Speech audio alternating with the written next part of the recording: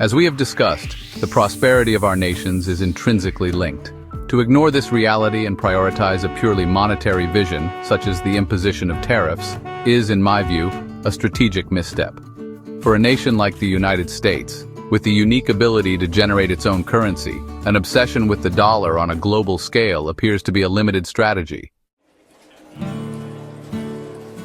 In this context, I respectfully suggest that the true priority of your administration should be humanity itself, with all the richness it encompasses, the accumulated experience throughout existence. The fundamental purpose of our time on this plane is the accumulation of wisdom, a transcendent value that should guide leadership in these uncertain times. The United States finds itself in a unique position to guide this emerging new order, a future that often presents itself as surreal and strange. However, its leadership should not be based on the threat of arms or economic imposition, but on the transcendental meaning of the privilege of human existence.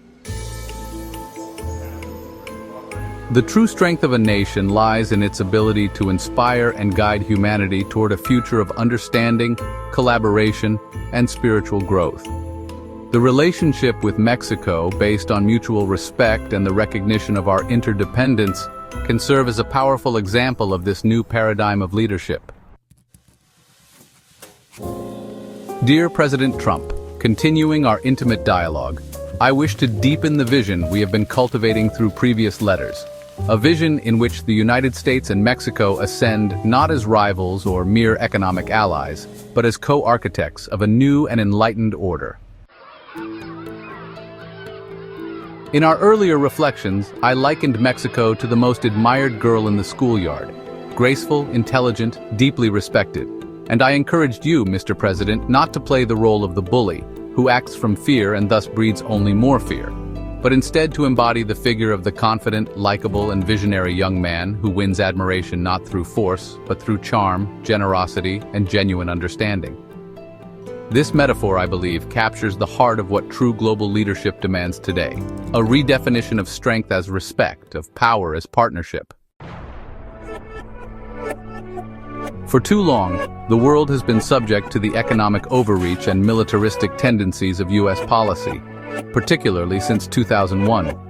These decades have brought unnecessary wars, debt-driven expansion, and a dollar that, while accepted globally, is increasingly recognized as fragile and misused. The Federal Reserve, as the engine of this system, has too often prioritized speculation over stability, short-term profit, over long-term wisdom. The use of tariffs, meanwhile, has proven to be little more than a disguised tax on American families, punishing the very citizens one aims to protect.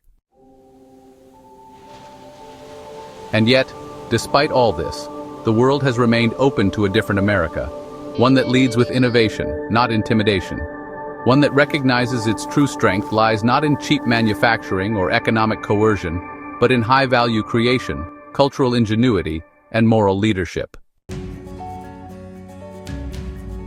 Herein lies the opportunity to transition from a model of exploitation to one of collaboration, to recognize that humanity itself, not money, not machinery, is the true wealth of a nation. That the purpose of our time on earth is not material accumulation, but the refinement of consciousness, the accumulation of wisdom.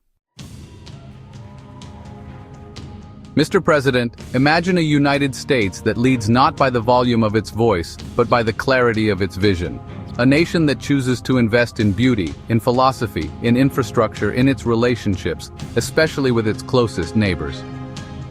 Mexico, far beyond its role as a supplier or border state, is a nation whose depth of history, artistic soul, and philosophical insight can offer the United States something few others can: spiritual grounding.